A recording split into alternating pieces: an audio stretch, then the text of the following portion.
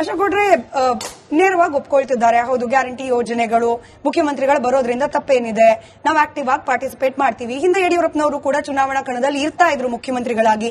ಇದ್ರಲ್ಲಿ ಬೇರೆ ಏನ್ ಅರ್ಥ ಕಾಣಿಸ್ತಿದೆ ಬಿಜೆಪಿಗೆ ಅಂತ ಹೇಳಿ? ಯಾಕೆ ಸಿದ್ದರಾಮಯ್ಯನವರು ಡೆಸ್ಪರೇಟ್ ಇದ್ದಾರೆ 2 ಕ್ಷೇತ್ರಗಳಲ್ಲಿ ಗೆಲ್ಲಲಿಕ್ಕೆ ಅಂತ ಹೇಳಿ ಅನುಮಾನ ಬರ್ತಿದೆ ಬಿಜೆಪಿಗೆ ಅಂತ?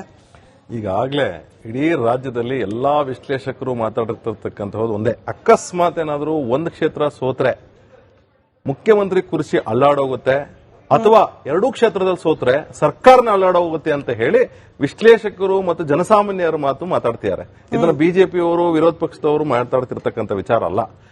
ಏನಂತ ಹೇಳಿದ್ರೆ, ಒಂದು ಈಗಾಗಲೇ ಸರ್ಕಾರದ ಮೇಲೆ ಯಾವ ರೀತಿ ಜನಕ್ಕೆ ಫ್ರಸ್ಟ್ರೇಷನ್ ಇದೆ, ಸರ್ಕಾರ ಚರ್ಮ ಸುಳಿಯೋದಲ್ಲದೆ ಅವ್ರ ಮಾಂಸನ ಕಿತ್ಕೊಂಡು ತಿಂತಾ ಇದೆಯಪ್ಪ ಅಂತಕ್ಕಂಥ ಫ್ರಸ್ಟ್ರೇಷನ್ ಜನಸಾಮಾನ್ಯರಿಗೆ ಬಂದ್ಬಿಟ್ಟಿದೆ. 1, 2, 3 ಅಲ್ಲ, ನಾನು ಪ್ರತಿ ಬಾರಿ ಹೇಳ್ತಿರ್ತೇವೆ ಏನಂದ್ರೆ ಕಾಂಗ್ರೆಸ್ನ ಡ್ಯೂಟಿ ಏನಂದ್ರೆ ಕರ್ನಾಟಕದ ಜನತೆಯ ಲೂಟಿ. ಎರಡನೇದು ಇದು 5G ಸರ್ಕಾರ ಇಲ್ಲ, ಇದು 5C ಸರ್ಕಾರ. ಹೆಂಗೆ ಅಂತ ಹೇಳಿದ್ರೆ ಎಲ್ಲಾದ್ರೂ ಸಹ ಕಲೆಕ್ಷನ್ ಫಸ್ಟ್ ಕಲೆಕ್ಟ್ ಮಾಡ್ತಾರೆ, ಅದಾದ್ಮೇಲೆ ಕರಪ್ಷನ್, ಅದಾದ್ಮೇಲೆ ಅದನ್ನ ಯಾವ ರೀತಿ ಪೋಲರೈಸ್ ಕಾಸ್ಟೈಸೇಷನ್ ಅಂದ್ರೆ ಯಾವ ರೀತಿ ಕಾಸ್ಟ್ಗಳನ್ನ ಡಿವೈಡ್ ಮಾಡಕ್ ಉಪಯೋಗಿಸಬೇಕು ಮಾಡ್ತಾರೆ. ಅದಾದ್ಮೇಲೆ ಪ್ರತಿ ಬಾರಿನೂ ಸಹ ಇವರು ಕರ್ನಾಟಕದವನ್ನು ಪೋಲರೈಸ್ ಮಾಡೋದ್ರ ಜೊತೆಗೆ ಇವರು ಡೆಲ್ಲಿಗೆ ಸಂದಾಯ ಮಾಡತಕ್ಕಂತ ಕೆಲಸ ಮಾಡ್ತಾರೆ.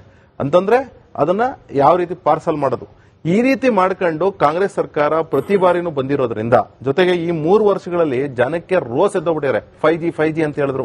5G ನಲ್ಲಿ 5ನೇ G ವರ್ಕೆ ಕೆಲಸ ಮಾಡ್ತಿಲ್ಲ, ಇವನಿದಿ ಕೆಲಸನೇ ಮಾಡ್ತಿಲ್ಲ.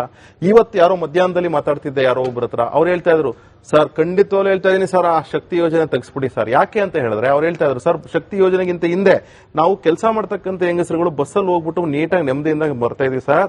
ಇವತ್ತು ವಿನಾಕಾರಣ ಬಸ್ ಹತ್ಕಂತಾರೆ ಜನ, ಅದರಿಂದಾಗಿ ನಮಗೆ ಉಸಿರಾಡಕ್ಕೆ ಜಾಗ ಇರೋದ ಸರ್, ನಾವೆಲ್ಲ ಸಣ್ಣ ಸಣ್ಣ ಕೆಲಸಗಳು ಮಾಡ್ತಕ್ಕಂಥವ್ರು ಅಂತ ಹೇಳಿ ಹೇಳ್ತಾರೆ. ಇದು ಜನಗಳ ಅಭಿಪ್ರಾಯ, ನನ್ನ ಅಭಿಪ್ರಾಯ ಅಲ್ಲ, ಇದು ಜನಗಳ ಅಭಿಪ್ರಾಯ. ಜೊತೆಗೆ ನಿಮ್ಮ ಗೃಹಲಕ್ಷ್ಮಿನ ನೀವು 5,000 ಕೋಟಿ ಯಾವ ರೀತಿ ಲೂಟ್ ಮಾಡಿದ್ರು ಕಳೆದ ನವೆಂಬರ್ ಮತ್ತು ಫೆಬ್ರವರಿ ಮತ್ತು ಮಾರ್ಚ್ ನಲ್ಲಿ, ಅದು ಗೊತ್ತಿದೆ. ಜೊತೆಗೆ ಹೋಗ್ಲಿ 1,17,00,000 ಜನಕ್ಕೆ ಈಗಾಗಲೇ ಏನ್ ಹೇಳ್ತೀರಾ, ಪರಿಷ್ಕರಣೆ ಮಾಡ್ತೀವಿ ನಾವು, 53 ಲಕ್ಷ ಜನಕ್ಕೆ ಮಾತ್ರ ಕೊಡ್ತೀವಿ.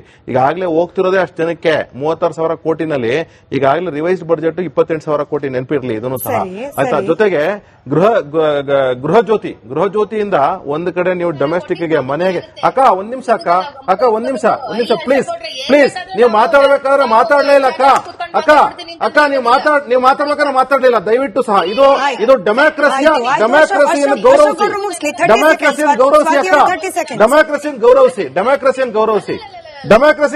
ಅಕ್ಕ. ಒಂದ್ ನಿಮಿಷ, ಅದಾದ್ಮೇಲೆ ಕರೆಕ್ಟ್ ಮಾಡ್ಲಿಕ್ಕೆ ನಿಮ್ಗೆ ಅವಕಾಶ ಡೊಮೆಸ್ಟಿಕ್ ಯೂನಿಟ್ಸ್ ಯಾಕೆಂದ್ರೆ ನಾನು ಸತೀಶ್ ಜಾರಕಿಹೊಳಿ ಅವರು ಹೇಳಿದಕ್ಕೆ ಹೇಳ್ತಾ ಇದ್ದೀನಿ. ನೀವು ಗ್ಯಾರಂಟಿಗಳು ನಾವು ಚುನಾವಣೆ ಗೆದ್ಬಿಡ್ತೀರಾ, ಗ್ಯಾರಂಟಿನಲ್ಲಿ ಚುನಾವಣೆ ನೀವು ಖಂಡಿತವೂ ಗೆಲ್ಲಲ್ಲ. ನೀವು ಮಾಡ್ತಿರ್ತಕ್ಕಂಥ ಹಣದ ಒಳೆನಲ್ಲಿ ಅಕಸ್ಮಾತ್ ಗೆದ್ಬಿಟ್ರೆ ಆಗ್ಲೂ ಸಹ ನಿಮ್ನ ಮೇನ್ ಎಲೆಕ್ಷನ್ ಅಲ್ಲಿ ಜನ ಬಿಡೋದಿಲ್ಲ, ಅದು ಬೇರೆ ವಿಚಾರ ಆಯ್ತಾ. ನಾನು ಗೃಹ ಜೊತೆ ಮುಗಿಸೇ ಬಿಡ್ತೀನಿ. ಡೊಮೆಸ್ಟಿಕ್ ಅಲ್ಲಿ ಫ್ರೀ ಕೊಟ್ಬಿಟ್ಟು ನನ್ನ ದನದ ಕೊಟ್ಟಿಗೆಗೆ 9 ರೂಪಾಯಿ ಹಾಕಿರೋಂತ ಸರ್ಕಾರ ಇದು. ಮುಂಚೆ 300 ರೂಪಾಯಿ, ಮುಂಚೆ 175 ರೂಪಾಯಿ ಬರ್ತಿದೆ ನನಗೆ ದನದ ಕೊಟ್ಟಿಗೆ ಮತ್ತು ಮನೆಗೆ 2 ಸೇರಿಸಿ. ಇವತ್ತು 350 ರೂಪಾಯಿ ಬರ್ತಿದೆ.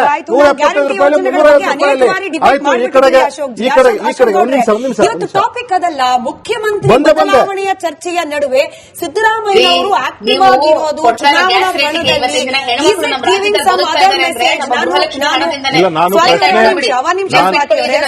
ಒಂದೇ ನಿಮಿಷ. ಅಶೋಕ್ ಗೌಡ್ರೆ ನೇರವಾಗಿ ಒಪ್ಕೊಳ್ತಿದ್ದಾರೆ. ಹೌದು, ಗ್ಯಾರಂಟಿ ಯೋಜನೆಗಳು ಮುಖ್ಯಮಂತ್ರಿಗಳು ಬರೋದ್ರಿಂದ ತಪ್ಪೇನಿದೆ, ನಾವು ಆಕ್ಟಿವ್ ಆಗಿ ಪಾರ್ಟಿಸಿಪೇಟ್ ಮಾಡ್ತೀವಿ. ಹಿಂದೆ ಯಡಿಯೂರಪ್ಪನವರು ಕೂಡ ಚುನಾವಣಾ ಕಣದಲ್ಲಿ ಇರ್ತಾ ಇದ್ರು ಮುಖ್ಯಮಂತ್ರಿಗಳಾಗಿ. ಇದ್ರಲ್ಲಿ ಬೇರೆ ಏನ್ ಅರ್ಥ ಕಾಣಿಸ್ತಿದೆ ಬಿಜೆಪಿಗೆ ಅಂತ ಹೇಳಿ? ಯಾಕೆ ಸಿದ್ದರಾಮಯ್ಯನವರು ಡೆಸ್ಪರೇಟ್ ಇದ್ದಾರೆ 2 ಕ್ಷೇತ್ರಗಳಲ್ಲಿ ಗೆಲ್ಲಲಿಕ್ಕೆ ಅಂತ ಹೇಳಿ ಅನುಮಾನ ಬರ್ತಿದೆ ಬಿಜೆಪಿಗೆ ಅಂತ? ಈಗಾಗಲೇ ಇಡೀ ರಾಜ್ಯದಲ್ಲಿ ಎಲ್ಲಾ ವಿಶ್ಲೇಷಕರು ಮಾತಾಡಿರ್ತಕ್ಕಂಥದ್ದು ಒಂದೇ, ಅಕಸ್ಮಾತ್ ಏನಾದರೂ ಒಂದು ಕ್ಷೇತ್ರ ಸೋತ್ರೆ ಮುಖ್ಯಮಂತ್ರಿ ಕುರ್ಚಿ ಅಲ್ಲಾಡೋಗುತ್ತೆ ಅಥವಾ 2 ಕ್ಷೇತ್ರದಲ್ಲಿ ಸೋತ್ರೆ ಸರ್ಕಾರನ ಅಲ್ಲಾಡೋಗುತ್ತೆ ಅಂತ ಹೇಳಿ ವಿಶ್ಲೇಷಕರು ಮತ್ತು ಜನಸಾಮಾನ್ಯರ ಮಾತು ಮಾತಾಡ್ತಿದ್ದಾರೆ. ಇದನ್ನ ಬಿಜೆಪಿಯವರು ವಿರೋಧ ಪಕ್ಷದವರು ಮಾತಾಡ್ತಿರ್ತಕ್ಕಂಥ ವಿಚಾರ ಅಲ್ಲ. ಏನಂತ ಹೇಳಿದ್ರೆ, ಒಂದು ಈಗಾಗಲೇ ಸರ್ಕಾರದ ಮೇಲೆ ಯಾವ ರೀತಿ ಜನಕ್ಕೆ ಫ್ರಸ್ಟ್ರೇಷನ್ ಇದೆ, ಸರ್ಕಾರ ಚರ್ಮ ಸುಳಿಯೋದಲ್ಲದೆ ಅವ್ರ ಮಾಂಸನ ಕಿತ್ಕೊಂಡು ತಿಂತಾ ಇದೆಯಪ್ಪ ಅಂತಕ್ಕಂಥ ಫ್ರಸ್ಟ್ರೇಷನ್ ಜನಸಾಮಾನ್ಯರಿಗೆ ಬಂದ್ಬಿಟ್ಟಿದೆ. 1, 2, 3 ಅಲ್ಲ, ನಾನು ಪ್ರತಿ ಬಾರಿ ಹೇಳ್ತಿರ್ತೇವೆ ಏನಂದ್ರೆ ಕಾಂಗ್ರೆಸ್ನ ಡ್ಯೂಟಿ ಏನಂದ್ರೆ ಕರ್ನಾಟಕದ ಜನತೆಯ ಲೂಟಿ. ಎರಡನೇದು ಇದು 5G ಸರ್ಕಾರ ಇಲ್ಲ, ಇದು 5C ಸರ್ಕಾರ. ಹೆಂಗೆ ಅಂತ ಹೇಳಿದ್ರೆ ಎಲ್ಲಾದ್ರೂ ಸಹ ಕಲೆಕ್ಷನ್ ಫಸ್ಟ್ ಕಲೆಕ್ಟ್ ಮಾಡ್ತಾರೆ, ಅದಾದ್ಮೇಲೆ ಕರಪ್ಷನ್, ಅದಾದ್ಮೇಲೆ ಅದನ್ನ ಯಾವ ರೀತಿ ಪೋಲರೈಸ್ ಕಾಸ್ಟೈಸೇಷನ್ ಅಂದ್ರೆ ಯಾವ ರೀತಿ ಕಾಸ್ಟ್ಗಳನ್ನ ಡಿವೈಡ್ ಮಾಡಕ್ ಉಪಯೋಗಿಸಬೇಕು ಮಾಡ್ತಾರೆ. ಅದಾದ್ಮೇಲೆ ಪ್ರತಿ ಬಾರಿನೂ ಸಹ ಇವರು ಕರ್ನಾಟಕದವನ್ನು ಪೋಲರೈಸ್ ಮಾಡೋದ್ರ ಜೊತೆಗೆ ಇವರು ಡೆಲ್ಲಿಗೆ ಸಂದಾಯ ಮಾಡತಕ್ಕಂತ ಕೆಲಸ ಮಾಡ್ತಾರೆ. ಅಂತಂದ್ರೆ ಅದನ್ನ ಯಾವ ರೀತಿ ಪಾರ್ಸಲ್ ಮಾಡೋದು, ಈ ರೀತಿ ಮಾಡ್ಕೊಂಡು ಕಾಂಗ್ರೆಸ್ ಸರ್ಕಾರ ಪ್ರತಿ ಬಾರಿನೂ ಬಂದಿರೋದ್ರಿಂದ ಜೊತೆಗೆ ಈ 3 ವರ್ಷಗಳಲ್ಲಿ ಜನಕ್ಕೆ ರೋಸ್ ಎದ್ದೋಗ್ಬಿಟ್ಟಿದ್ದಾರೆ. 5G ಅಂತ ಹೇಳಿದ್ರು. 5G ನಲ್ಲಿ 5ನೇ G ವರ್ಕೆ ಕೆಲಸ ಮಾಡ್ತಿಲ್ಲ, ಇವನಿದಿ ಕೆಲಸನೇ ಮಾಡ್ತಿಲ್ಲ. ಇವತ್ತು ಯಾರೋ ಮಧ್ಯಾಹ್ನದಲ್ಲಿ ಮಾತಾಡ್ತಿದ್ದೆ ಯಾರೋ ಒಬ್ಬರ ಹತ್ರ, ಅವ್ರು ಹೇಳ್ತಾ ಇದ್ರು ಸರ್ ಖಂಡಿತವಾಗ್ಲೂ ಹೇಳ್ತಾ ಇದೀನಿ ಸರ್, ಆ ಶಕ್ತಿ ಯೋಜನೆ ತೆಗೆಸ್ಬಿಡಿ ಸರ್. ಯಾಕೆ ಅಂತ ಹೇಳಿದ್ರೆ ಅವ್ರು ಹೇಳ್ತಾ ಇದ್ರು ಸರ್ ಶಕ್ತಿ ಯೋಜನೆಗಿಂತ ಹಿಂದೆ ನಾವು ಕೆಲಸ ಮಾಡ್ತಕ್ಕಂಥ ಹೆಂಗಸರುಗಳು ಬಸ್ಸಲ್ಲಿ ಹೋಗ್ಬಿಟ್ಟು ನೀಟಾಗಿ ನೆಮ್ಮದಿಯಿಂದ ಬರ್ತಾ ಇದೀವಿ ಸರ್.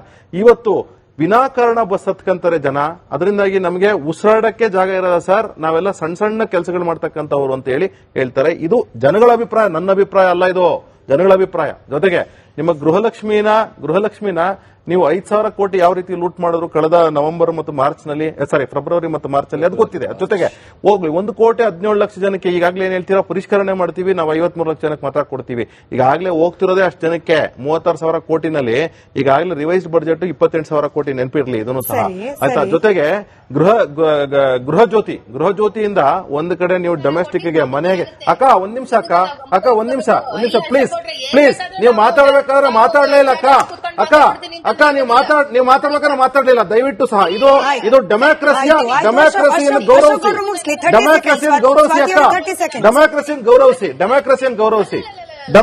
ಗೌರವಿಸಿ ಅಕ್ಕ. ಒಂದ್ ನಿಮಿಷ ಅದಾದ್ಮೇಲೆ ಕೊಟ್ರೆ ಕರೆಕ್ಟ್ ಮಾಡ್ಲಿಕ್ಕೆ ನಿಮ್ಗೆ ಅವಕಾಶ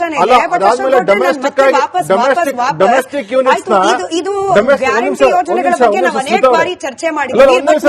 ಯಾಕೆಂದ್ರೆ ನಾನು ಸತೀಶ್ ಜಾರಕಿಹೊಳಿ ಅವರು ಹೇಳಿದಕ್ಕೆ ಹೇಳ್ತಾ ಇದ್ದೀನಿ.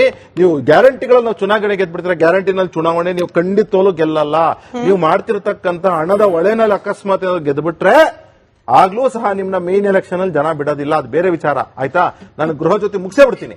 ಡೊಮೆಸ್ಟಿಕ್ ಅಲ್ಲಿ ಫ್ರೀ ಕೊಟ್ಬಿಟ್ಟು ನನ್ನ ದನದ ಕೊಟ್ಟಿಗೆಗೆ 9 ರೂಪಾಯಿ ಹಾಕಿರೋಂತ ಸರ್ಕಾರ ಇದು.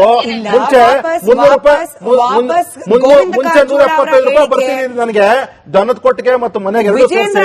ಇವತ್ತು 350 ರೂಪಾಯಿ ಬರ್ತಿದೆ. 175 ರೂಪಾಯಿ 350 ರೂಪಾಯಿ ಆಯ್ತು. ಈ ಕಡೆಗೆ ಒಂದ್ ನಿಮಿಷ ಟಾಪಿಕ್ ಅದಲ್ಲ. ಮುಖ್ಯಮಂತ್ರಿ ಬದಲಾವಣೆಯ ಚರ್ಚೆಯ ನಡುವೆ ಸಿದ್ದರಾಮಯ್ಯ ಅವರು ಆಕ್ಟಿವ್ ಆಗಿರೋದು ಚುನಾವಣಾ ನಾನು